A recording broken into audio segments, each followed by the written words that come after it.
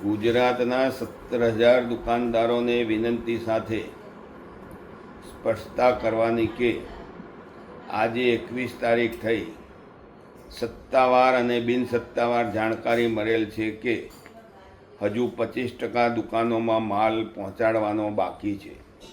આપણી ડેડલાઇન 21 તારીખ સુધીની હતી.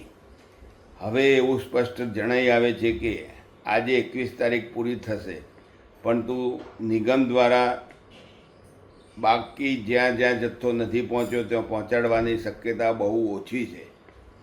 ત્યારે હવે આપણે બધા એક સૂરે ચલણ ભરશું નહીં, ચલણ ભરવા દઈશું નહીં અને પૈસા ભરી માલ ઉતારશું નહીં. આ અસહકારનું આંદોલન સફળતાના શિરે પહોંચે તેવી કાર્યવાહી આપણે બધા સાથે મળી કરશું. એમાં ભગવાન આપણને સાથ આપશે. આ કરવા પાછળનો આશય એવું નથી કે કોથરામાંથી બલાડું કાઢ્યું છે.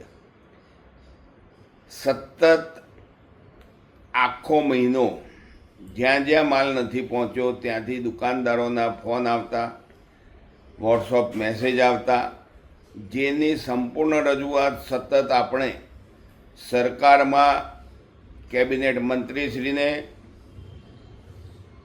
અને સચિવશ્રીને, નિયામકશ્રીને કરતા આવ્યા છીએ.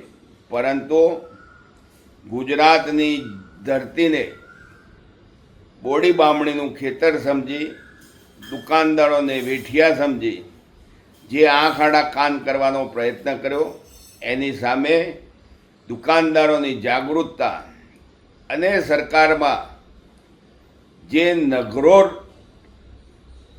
શબ્દ ન વપરાય છતાં બોલવું પડે છે કે નગરોળતા વ્યાપી ગઈ છે.